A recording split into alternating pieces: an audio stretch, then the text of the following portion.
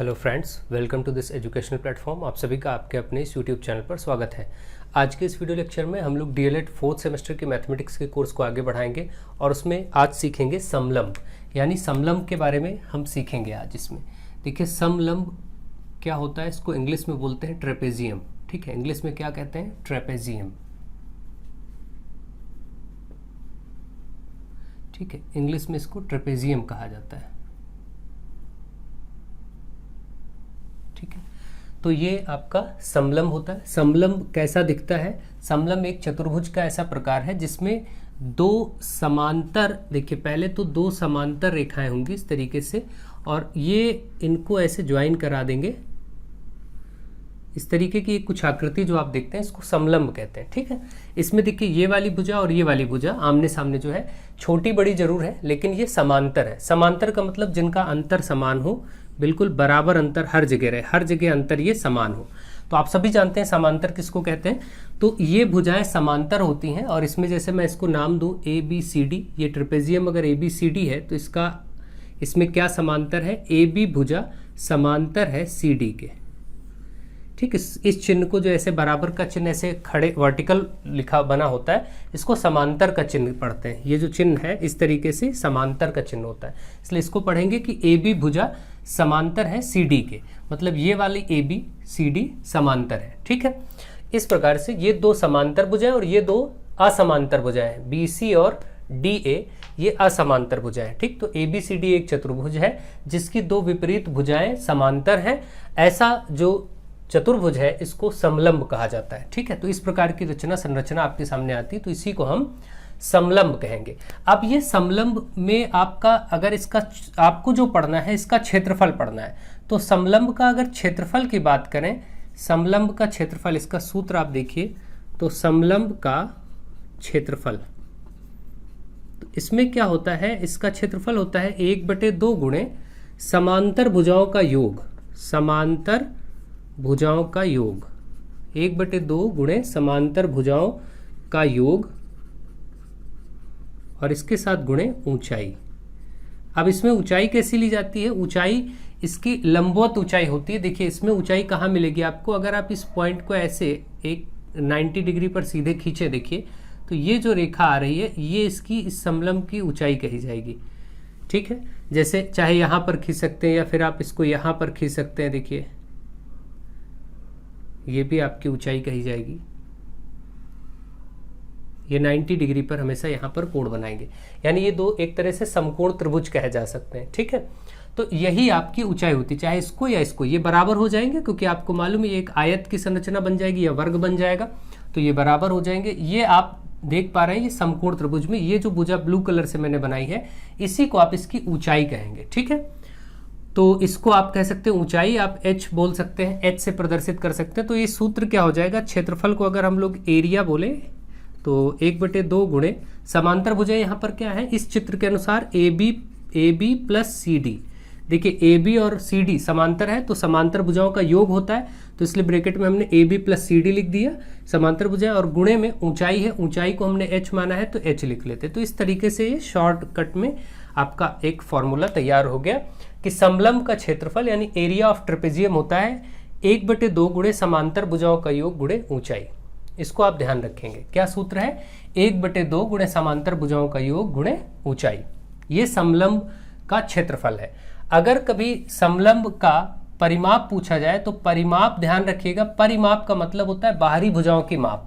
तो उसमें ये जो AB है CD है, इसमें आपको परिमाप के लिए कुछ और नहीं, सीधे चारों भुजाओं को जोड़ना पड़ेगा। परिमाप का मतलब होता है सभी भुजाओं का योग, सभी बाहरी भुजाओं का योग। तो उसमें आप क्या करेंगे? AB ये वाली भुजा, फिर CD, AB plus BC plus CD plus DA, ये आपको करना पड़ेगा।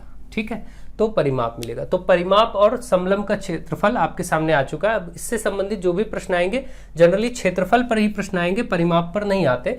ये प्रश्न मैंने कुछ लिए हैं, 3 प्रश्नों को हम करेंगे, समझेंगे और सीखेंगे। ठीक है, तो मैं इसको हटा रहा हूँ। ये फॉर्मूला आपको मालूम होना चाहिए और फिर आप अच्छे से समझेंगे।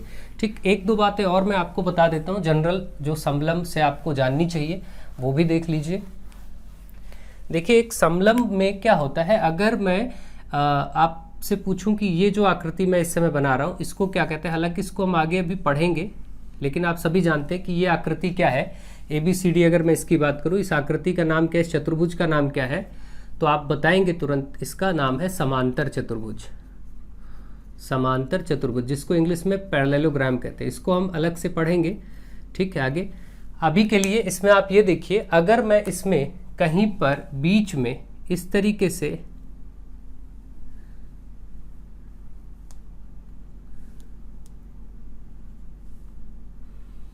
ऐसे दो, देखिए पार्ट लाइन खींच दूं, तो आप देख रहे हैं ये वाला और ये वाला हिस्सा दो समलंब जैसा दिख रहा है। जैसे एक समलंब कुछ ऐसा हो, आप सभी जानते हैं कि अगर एक समलंब कुछ इस तरीके से बना हो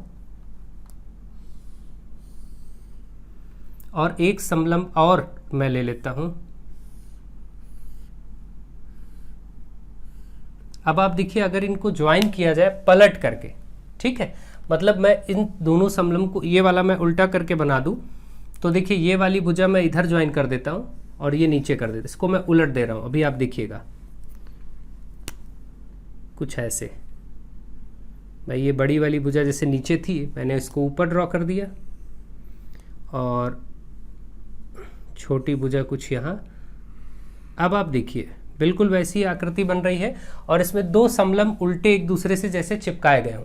तो आप देख पा रहे हैं ये जो दो समलंब एक दूसरे से उलट करके चिपका दिए जाए अगर, तो आकृति बिल्कुल ऐसी समांतर चतुर्भुज की आकृति बनेगी। या बीच में से अगर मैं इसको इस तरीके से सीधे अगर ये डिवाइड करूं तो भी जो आकृति बनेगी वो समलंब चतुर्भुज की आकृति बनेगी। ये चीज आप अच्छे से देख पा रहे होंगे, ठीक है। यहाँ पे देखिए दो समलंब जैसे लग रहा है एक दूसरे से सटाए गए हो, यानी कि दो समान समलंबों को, यहाँ से निष्कर्ष ये निकलता है कि अगर दो समान समलंबों को एक दूसरे से सटाया जाए तो एक समांतर चतुर्भुज बनता है, या दो समान समलंबों से एक समांतर चतुर्भुज की रचना होती है। इसको भी ध्यान रखें, कभी एक नंबर में पूछा जा सकता है, या कभी हो सकता है कि इनसे संबंधित कोई प्रश्न समलंब और समांतर चतुर्भुज की इसी गुण से संबंधित कोई प्रश्न पूछ लिया जाए, तो आपको ये मालूम होना चाहिए कि दो समान समलंब मिल करके एक समांतर चतुर्भुज बना सकते हैं, ठीक है। तो ये बात आप समझ गए होंगे, आई होप आपको ये बात भी क्लियर हो गई होगी, ठीक है। अब हम स्टार्ट करते हैं इन प्रश्नों को करना, और बेसिकली जितनी भी चीज़ें क्षेत्रफल से संबंधित हैं समलंब की वो कवर हो जाएंगी और आज ये चैप्टर कंप्लीट हो जाएगा। इसके बाद हम वृत्त की परिधि और वृत्त का क्षेत्रफल चैप्टर सीखेंगे, ठीक है। तो अलग अलग सारी चीज़ें हम लोग करेंगे। अभी देखिए आप इसको स्टार्ट करिए। क्वेश्चन नंबर 1 क्या कह रहा है, एक समलंब की समांतर भुजाएं 15 मीटर और 8 मीटर। मैं ड्रॉ करके भी दिखा दे रहा हूँ आपको, क्योंकि कोई ज़रूरी नहीं कि आप इसका ये फिगर बनाएं, ठीक है, फिगर बनाना कोई आवश्यक नहीं, बट मैं आपको समझाने के लिए बना दे रहा हूँ। जैसे ABCD आपके सामने ये आ गया। अब इसमें दो समलंब की जो समांतर भुजाएं हैं वो 15 मीटर और 8 मीटर, तो बड़ी वाली जाहिर सी बात है ये 15 मीटर होगी और ये वाली जो है ये 8 मीटर हो जाएगी। AB बड़ी वाली 15 मीटर, क्योंकि उसने कहा समांतर भुजाएं, क्या बोला है, समांतर भुजाएं 15 मीटर और 8 मीटर, उनके बीच की दूरी 12 मीटर है, ठीक। इनके बीच की दूरी का मतलब यही हुआ कि ये वाली जो दूरी है ये दे दी गई, बीच की दूरी 12 मीटर है, तो ये आप 12 मीटर, यानी इसको h मानते हैं तो हम h बराबर 12 लिख लेते हैं। तो आप सभी चीजें दी गई हैं, अब आपसे सीधा क्षेत्रफल पूछा गया है तो कोई दिक्कत नहीं। आपको मालूम है कि समलंब का क्षेत्रफल का सूत्र क्या है, समलंब का क्षेत्रफल बराबर 1/2 गुणे समांतर भुजाओं का योग गुणे ऊंचाई, यही होता है, समांतर भुजाओं का योग गुणे ऊंचाई, ये आपका सूत्र होता है। अब आप देखिए इसमें मान रखिए, तो अब मान रखेंगे तो 1/2 गुणे समांतर भुजाओं का योग 15 और 8, तो 15 और 8 को योग मतलब जोड़ना, ब्रैकेट में करिए, गुणे ऊंचाई, ऊंचाई इसकी 12 है तो 12 रख दीजिए, बस इसको सॉल्व करिए, आंसर 1/2 गुणे 15 और 8 कितना होगा, 23 होगा, गुणे 12, भाई 15 5 20 3 23, 2 से 12 कटेगा, 2 छंग 12, आप देख रहे हैं 23 × 6, इसी को गुणा करिए, 6 × 18, 6 दूनी 12 1 13, 6 × 18, 6 दूनी 12 1 13, 138 मीटर स्क्वायर, क्योंकि क्षेत्रफल है, क्षेत्रफल मीटर स्क्वायर या वर्ग मीटर में, घात 2 को वर्ग कहते हैं तो वर्ग मीटर भी लिख सकते हैं, चाहे आप मीटर स्क्वायर लिखें या आपका मन हो तो वर्ग मीटर लिखें। ये हो गया क्षेत्रफल 138 मीटर स्क्वायर। आई होप आपको ये क्वेश्चन समझ में आ गया होगा। कभी कभी ऐसे ही क्वेश्चन दे दिए जाते हैं कि क्षेत्रफल दिया जाता है और उनसे कोई भुजा पूछ ली जाती है, ठीक। सपोज इसी में मैं 138 इसका क्षेत्रफल मान लूँ, इसको भी आप देख लीजिए, इसी में मैं चेंज कराता हूँ। ये 15 वाला, मान लीजिए आपको एक भुजा नहीं पता तो आप इसको x मानेंगे, यही करेंगे ना। अब आपसे कहे कि इसका क्षेत्रफल, पहले से बता दें कि इसका क्षेत्रफल 138 मीटर स्क्वायर है और आप इसकी एक भुजा, समांतर भुजा ज्ञात कीजिए। एक समांतर भुजा दे दी गई 8, दूसरी ज्ञात करिए। तो आप क्या करेंगे, समलंब का क्षेत्रफल आपको इस बार 138 पता, इधर रखेंगे, बराबर 1/2 गुणे समांतर भुजाओं का योग में एक भुजा x है और जो पता नहीं, और एक 8 है, और गुणे 12 ऊंचाई की जगह। ठीक, बाकी सारे मान हमने रख दिए। अब देखिए सॉल्व करिए, 2 से ये काटेंगे, 2 छंग 12, तो आप देखेंगे यहाँ से 6 गुणे x + 8 बचा और इधर 138। ये 6 गुणे में है, 138 के नीचे इधर आएगा, बटे में हो जाएगा, इस तरफ लाएंगे बटे में हो जाएगा, इधर केवल x + 8। अब आप देखिए 6 से इसको काटिए, 6 दूनी 12, एक बचा 6 त्रिक 18। तो आपने देखा कि इधर x + 8 है और इस तरफ कटने के बाद 23 बचा, तो x बराबर निकालेंगे तो 8 उधर जाएगा, 23 में माइनस हो जाएगा, यानी x बराबर 15 आ जाएगा। आप अपने आप देखिए 15 मीटर निकल आए। तो इस प्रकार से भी प्रश्न मिलेंगे कि क्षेत्रफल दिया होगा और कोई एक भुजा गायब होगी, वो आपको बतानी होगी। तो आई होप आप ये भी समझ गए होंगे कि कैसे इन प्रश्नों को करना है और कैसे आप अच्छे से अप्रोच करें, कैसे समझें। कुछ भी परिवर्तन करके दिया जाए तो आप बेहतर ढंग से उसको कर सकते हैं। तो चलिए सेकंड क्वेश्चन देखते हैं। क्वेश्चन नंबर 2, 3 सेंटीमीटर ऊंचाई के समलंब का क्षेत्रफल 36 वर्ग। इस बार देखिए क्षेत्रफल दिया है, इसकी समांतर भुजाओं में से एक भुजा की लंबाई 9, तो दूसरी समान, बिल्कुल वैसे ही क्वेश्चन जैसा मैंने अभी बताया। तो आई होप आप कर ही लेंगे। अब देखिए इसमें मैं क्या करता हूं आपको, चलिए डायग्राम ही बना करके समझा देता हूं। जैसे मैं इसको ABCD नाम कर देता हूं।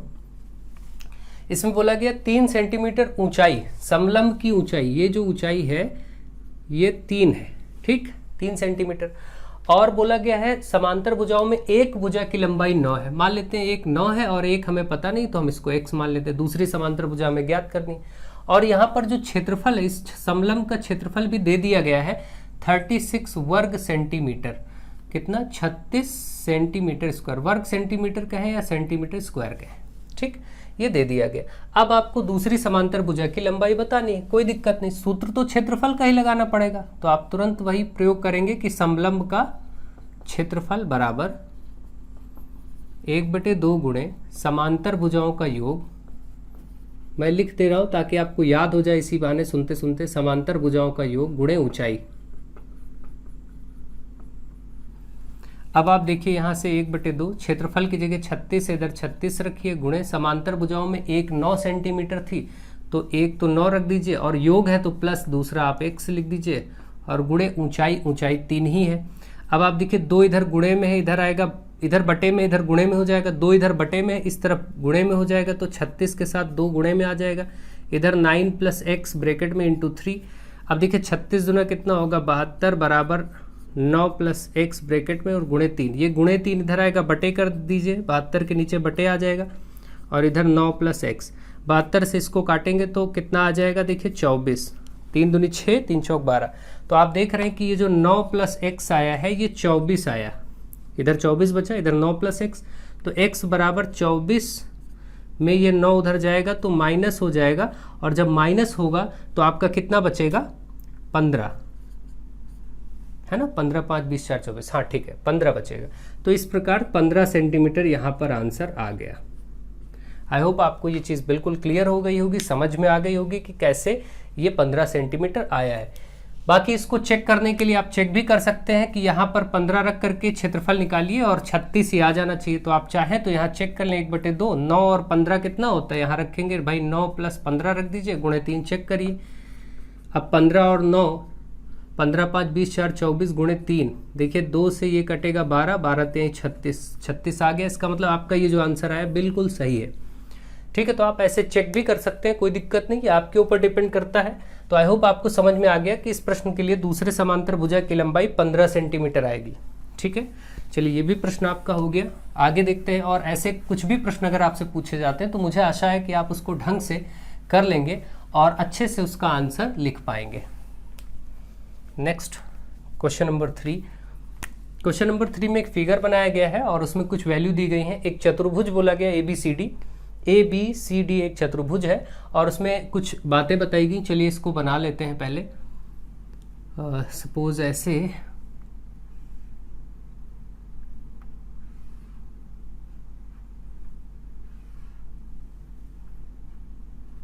इस तरीके से आपको बोला गया है।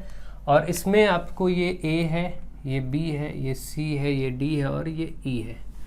ठीक है, यहाँ पर 5 दिया है और ये पूरा का पूरा यहाँ से ए से बी तक 8 दिया है। ठीक है, और ये 5 सेंटीमीटर है और ये वाला जो है ये भी 5 सेंटीमीटर है, जो कर्ण BC बना है। अब आप देख पा रहे हैं यहाँ से ABCD का क्षेत्रफल बताना है। ABCD का जो क्षेत्रफल बताना है, इसमें हमें ABCD का क्षेत्रफल कैसे मिल सकता है? एक तो तरीका ये है कि हम इसके 2 फिगर करें, 2 फिगर को अलग अलग ब्रेक करके भी कर सकते हैं, और या इसकी एक ऊंचाई, ये वाली ऊंचाई भी मानी जा सकती है, लेकिन उसके लिए हमें ये वाली भुजा पता होनी चाहिए। इसकी ऊंचाई के बारे में हमें कोई जानकारी नहीं। ऊंचाई पता हो तो समलंब का सूत्र लगा के भी कर सकते हैं और अलग अलग तरीके से भी कर सकते हैं कि भाई इसका और इसका निकाल के जोड़ दें। तो मैं दोनों तरीके आपको बताता हूँ। देखिए, सबसे पहले तो हमें इसकी समांतर भुजा एक पता है AB और दूसरी पता है 5। ठीक, जो कि यहाँ बोला गया था कि AB और CD समांतर है। देखिए, बोला गया AB और CD समांतर है। AB 8 वाली और ये 5 वाली समांतर है। फिर बोला गया AD और AB परपेंडिकुलर है। ये जो इस तरीके से उल्टा टी जैसा बनता है, इसको लंब बोलते हैं। यानी AD रेखा लंब है AB पर, मतलब AD और AB एक दूसरे पर लंब है। इस तरीके से 90 डिग्री का कोण बना रहे हैं यहाँ पर। यानी ये जो ये आपका AD और AB और AD ये लंब है ना, ये वाला लंब है। ये भी आप इसको सामने भुजा, इसको भी लंब ही मान सकते हैं। ठीक, तो ये लंब रेखा है। अब आप देखिए कि किस तरीके से आप इसको फाइंड करेंगे। तो मैं यहाँ पर मैंने इसको बीच में जो बनाया, ये वाली रेखा, इसको भी मैंने सीधे परपेंडिकुलर 90 डिग्री पर ही खींच लिया। तो अब देखिए हम क्या करेंगे, ये ऊंचाई फाइंड करेंगे। कैसे मिलेगी? तो आप देखिए पूरा ये A से B तक 8 है, ये CD 5 है, तो ये 5 है, तो ये भी 5 हो जाएगा। कहाँ से कहाँ तक? यहाँ से यहाँ तक 5 हो जाएगा। अब अगर ये 5 हो जाएगा और ये पूरा 8 है, ये 5 हो गया, तो ये 3 बचा, ये 3 बचा। अब आप ये स्पष्ट रूप से देख पा रहे हैं कि अगर मैं इस त्रिभुज को अलग बनाऊं, जो कि इधर बना हुआ है किनारे, इस त्रिभुज का नाम क्या है? EB और यहाँ ऊपर क्या है? C। अगर इस त्रिभुज को अलग से देखा जाए तो यहाँ पर 3 सेंटीमीटर है और ये वाला 5 सेंटीमीटर है। ये CE हमें नहीं पता है, ये CE हमें पता करना है किसी तरीके से। इसी को ऊंचाई हम मान रहे हैं यहाँ पर, तो हम इसको ऊंचाई H बोल देंगे और ये H मिल जाएगा। आपको मालूम है कि किसी भी समकोण त्रिभुज में जब 2 भुजाएं पता होती, सबसे बड़ी भुजा को कर्ण कहते हैं। ये जो है सबसे बड़ी भुजा है कर्ण है, जो कि BC है। ये जो नीचे 3 है इसको आधार कहते हैं, और ये जो CE है इसको लंब रेखा कहते हैं, जिसको हमने H माना है। ये सब बातें आप जानते हैं। तो यहाँ से एक नियम होता है पाइथागोरस की प्रमेय, पाइथागोरस का रूल होता है। पाइथागोरस की प्रमेय से क्या होता है? पाइथागोरस की प्रमेय से आप समकोण त्रिभुज जिसमें एक कोण 90 हो, समकोण त्रिभुज की किन्हीं 2 भुजाओं के पता होने पर तीसरी भुजा को ज्ञात किया जा सकता है। कैसे? तो इसका रूल ये है पाइथागोरस का कि कर्ण स्क्वायर बराबर लंब स्क्वायर प्लस आधार स्क्वायर।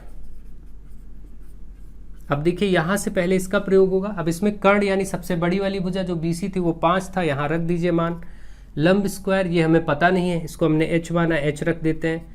आधार इसका 3 है तो 3 रख दीजिए, उस पर वर्ग है। देखिए ये बस सूत्र आपको पता होना चाहिए, पाइथागोरस का नियम है। अब इसको सॉल्व कर दीजिए आराम से। 5 का वर्ग 25, H का H स्क्वायर, 3 का 9, भाई 3 का वर्ग 9 प्लस में इधर 25 में माइनस हो जाएगा, 25 में 9 माइनस होगा, इधर H स्क्वायर है, 25 में 9 माइनस होगा, 16 बचेगा H स्क्वायर। क्योंकि H स्क्वायर बराबर 16 तो H बराबर √16, क्योंकि वर्ग है इधर वर्गमूल हो जाएगा, और 16 का वर्गमूल 4 होता है।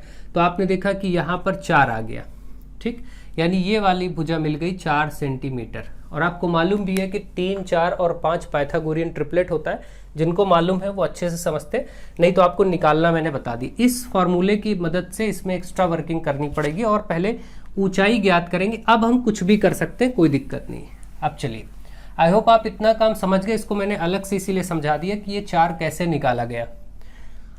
अब आपको मालूम है कि समलंब का क्षेत्रफल क्या होता है। ये भी 4 है तो ये भी सामने वाला 4 ही होगा, उसमें कोई दिक्कत नहीं। AD भी 4 होगा और CE भी 4 आ गया। अब आप समलंब का क्षेत्रफल का सूत्र लगाइए, जो कि आप जानते हैं अच्छे से, 1/2 गुणे समांतर भुजाओं का योग, समांतर भुजाओं का योग गुणे ऊंचाई।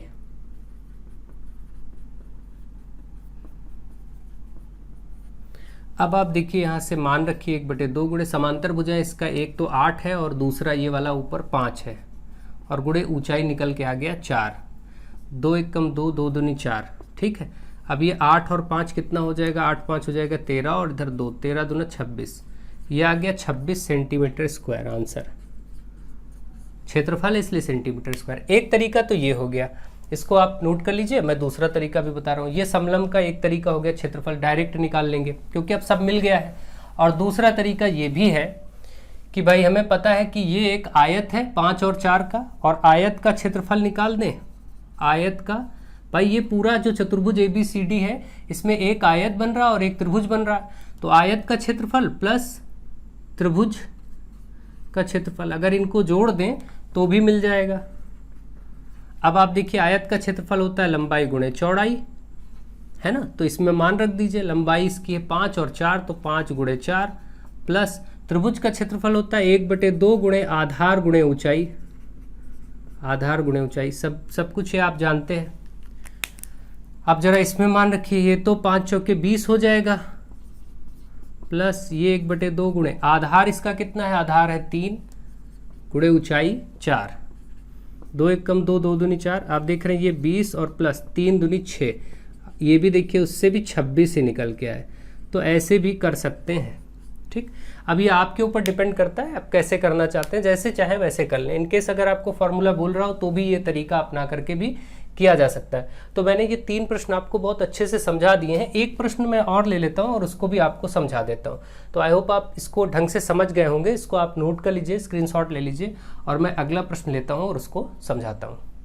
अब आपके सामने एक क्वेश्चन और लिखा है, देखिए क्या बोल रहा है क्वेश्चन। एक समलंबाकार क्षेत्र का क्षेत्रफल 240 मीटर स्क्वायर है। ठीक है, क्षेत्रफल दिया है और वो समलंबाकार क्षेत्र है, यानी कोई मैदान है जो समलंब के आकार का है। ठीक है, समलंब के आकार का है मतलब अभी आपने देखा कुछ इस प्रकार की जिसका आकार हो, ऐसा कुछ। ठीक है, इस टाइप का क्षेत्र है कोई, और इसमें बोला गया है कि इसका क्षेत्रफल 240 है। मान लीजिए इसका जो क्षेत्रफल है, ये एरिया जो है वो 240 है। ठीक है, ओके, और 240 मीटर स्क्वायर है, और ऊंचाई 15 मीटर है। ऊंचाई 15 मीटर है मतलब ऊंचाई आप चाहे यहाँ से इसको सीधे ऐसे बनाए, ये भी ऊंचाई होता है, या इधर बनाए वो भी ऊंचाई, तो ये आपका 15 मीटर है। ठीक, ये ऊंचाई पता है। और यदि समांतर भुजाओं में से एक दूसरे की 2 गुनी है, मतलब एक भुजा जो समांतर भुजा है, समांतर भुजाएं कौन सी, एक ये वाली और एक ये बड़ी वाली, अगर इसको मैं नेम करता हूं तो ABCD, इसमें समांतर भुजाएं कौन सी हैं, AB भुजा समांतर है CD के। ठीक है, तो इसमें एक भुजा दूसरे की 2 गुनी है, मतलब सपोज अगर ये वाली x है तो ये वाली 2x है, क्योंकि उसने बोला है कि दोनों भुजाएं एक दूसरे की 2 गुनी, मतलब एक भुजा दूसरे की 2 गुनी, तो हमने CD को x मान लिया तो ये 2x हो जाएगी। ठीक है, ये चीज़ें आपको पता चल गई। तो अब आप यही लिखेंगे कि माना एक समांतर भुजा बराबर, क्योंकि आपको ज्ञात करना है तो चीज़ें लिखना पड़ेगा, माना एक समांतर भुजा बराबर x, तो अपने आप ही जो दूसरी भुजा हो जाएगी वो 2 गुनी हो जाएगी, दूसरी भुजा यानी समांतर भुजा, तो वो हो जाएगी 2x। ऊंचाई इसकी दे रखी है, ऊंचाई बराबर 15 मीटर आपको बता दिया है, और इस समलंब का क्षेत्रफल भी दे रखा है, इस समलंब का क्षेत्रफल भी बता रखा है 240 मीटर स्क्वायर। अब इस डेटा को यूज करके हम सवाल लगाएंगे, और आपके पास एक ही सूत्र है ऐसी स्थिति में, समलंब का क्षेत्रफल, समलंब का क्षेत्रफल बराबर 1/2 गुणे समांतर भुजाओं का योग। अब तक तो आपको ये सूत्र याद हो गया होगा, समांतर भुजाओं का योग गुणे ऊंचाई। ठीक है, अब इसी में मान रखा जाएगा 1/2। देखिए इधर क्षेत्रफल हमें मालूम है तो इसलिए इस तरफ क्षेत्रफल 240 रख देते हैं, फिर बराबर है, फिर 1/2 गुणे, और यहाँ समांतर भुजाओं का योग, समांतर भुजाएं यहाँ पर x और 2x है, x और 2x रख देते हैं, और गुणे ऊंचाई इसकी 15 है तो 15 रख दी जाए। ठीक है, समांतर भुजाएं ये थी, 15 ऊंचाई थी और ये क्षेत्रफल, सारे मान रख दिए। आप सॉल्व करके x निकालेंगे, फिर दोनों भुजाएं निकाल लेंगे। तो पहले तो ये 2 गुणे में, बटे में है, इधर आएगा गुणे में हो जाएगा, इस तरफ लाएंगे, जब एक साइड बटे में होती तो दूसरे साइड गुणे में हो जाती चीज़, 240 गुणे 2, ये 2 इधर गुणे में आ गया, x और 2x मिलके कितने x हो गए 3x, और गुणे ये 15, ये आप इसको गुणा करेंगे तो 24 दूना 48 होता है, 480 हो जाएगा। इधर आप 3 गुणे x गुणे 15 है, ये तीन चीज़ें, यहाँ भी गुणा का निशान होता है। आप 3 और 15 को इसके नीचे ले आइए आराम से और सॉल्व कर लीजिए, यानी कि आप देख रहे हैं कि 480 के नीचे ये 3 और 15 आ जाएगा और इधर सिर्फ केवल x बचेगा, केवल और केवल इसी को सॉल्व करना बचा। अब आप देखें अगर इसको सॉल्व करें तो 3 से 16 3 48 होता है 160, और 15 से इसको काटेंगे तो आप यहाँ से x का 15 से मान निकाल सकते हैं, 3 16 48, ठीक है। यहाँ से दशमलव में मान फिर आएगा क्योंकि 240 था, 240 का डबल 480, ठीक है, और यहाँ से 2x और 1x मिलके 3x, ऊंचाई 15, सब कुछ ठीक है। तो ये दशमलव में आएगा, कोई बात नहीं। 3 16 3 48 होता है और 1 0 और बटे 15, यानी कि आप देख रहे हैं कि यहाँ पर जो x का मान आ रहा है 160 आया और बटे 15, ठीक है। 15 से हम काटते हैं इसको, तो 15 से अब अगर आप छोटा करना चाहें तो थोड़ा सा छोटा कर सकते हैं। 15 5 से काट दीजिए, 5 ते 15, और यहाँ भी 5 से काट दीजिए, 5 ते 15, 5 दूनी 10। तो आप देख रहे हैं कि 32/3, ये लगभग में मान आप इसका निकाल सकते हैं। लगभग में मान ये आएगा 3 एकम 3, 10 बार जाएगा 30 और 10 समथिंग। आप इसको 32/3 ही रहने दीजिए, ठीक है, 32/3 रहने दीजिए। और अब इसका मान यहाँ पर रख दीजिए, x आपका 32/3 सेंटीमीटर हो जाएगा, यानी 10 समथिंग, और ये वाला देखिए 2 गुणे 32/3 यानी 32 दूना 64/3। इनके दशमलव मान अगर आपको लिखने का मन है तो आप लिख सकते हैं 10.20 का आएगा, 3 6 18 6, और यहाँ पर देख रहे हैं 10.66 को आप गुणा करेंगे, यहाँ देखिए 3 दूनी 6, 3 एकम 3, 3 दूनी 6, फिर 3 एकम 3, 1 बचा, और फिर 3 3, ऐसे ये मान आ जाएंगे। तो दशमलव में मान निकाले जा सकते हैं, और या फिर आप इसको इसी प्रकार से सॉल्व कर सकते हैं। तो आई होप आपको ये चीज़ समझ में आ गई होगी। ये प्रश्न थोड़ा सा कैलकुलेशन, इसमें डेटा अजीब था, डेटा ऐसा होना चाहिए, कट जाना चाहिए था, बट इन्होंने ऐसी संख्या दी जो नहीं कट रही है, तो कोई दिक्कत की बात नहीं है। आप आराम से, आपको मान रखना आना चाहिए, करना आना चाहिए। थोड़ा बहुत डेसिमल में, दशमलव में मान आ जाते हैं तो इससे कोई दिक्कत नहीं। मुझे आशा है कि आपको ये करना समझ में आ गया होगा, फिर इससे कोई प्रॉब्लम नहीं कि वो दशमलव में है या कैसी संख्या है। आई होप आपको ये चीज़ बहुत अच्छे से समझ में आ गया होगा, ये भी प्रश्न आपको समझ में आ गया होगा। और क्योंकि जैसे ही हमने x का मान निकाल लिया, वैसे ही हमने यहाँ पर x और 2x में मान रख दिए, तो समांतर भुजाएं निकल के सामने आ गई। तो मुझे आशा है कि आप इसको अच्छे से समझ चुके हैं, आप लोग ढंग से इसको सीख रहे हैं। वीडियोस को आप ज़्यादा से ज़्यादा शेयर करिए, ज़्यादा से ज़्यादा लोगों तक पहुंचाइए। आज हमने समलंब को कंप्लीट कर दिया। इसी प्रकार से वृत्त की परिधि और क्षेत्रफल से संबंधित 1 या 2 पार्ट में मैं वीडियो कंप्लीट कर दूंगा, और बहुत ही शीघ्र में आपके 2-4 चैप्टर जो बचे हैं 4th सेमेस्टर के चैप्टर वाइज, वो मैं पढ़ा दूंगा। वैसे मैंने प्लेलिस्ट में सब कुछ पढ़ा रखा है, इसके पहले अलग तरीके से सारा कुछ कवर कर रखा है, बताया सब कुछ है मैंने। आप सब चाहें तो उसको पढ़ सकते हैं, जाके देख सकते हैं। बहुत सारे मॉडल पेपर और बहुत कुछ आपको मिलेगा इसमें पढ़ने योग्य। आप लोग पढ़ते रहिए, आगे बढ़ते रहिए, वीडियोस को शेयर करते रहिए। So thank you to all of you.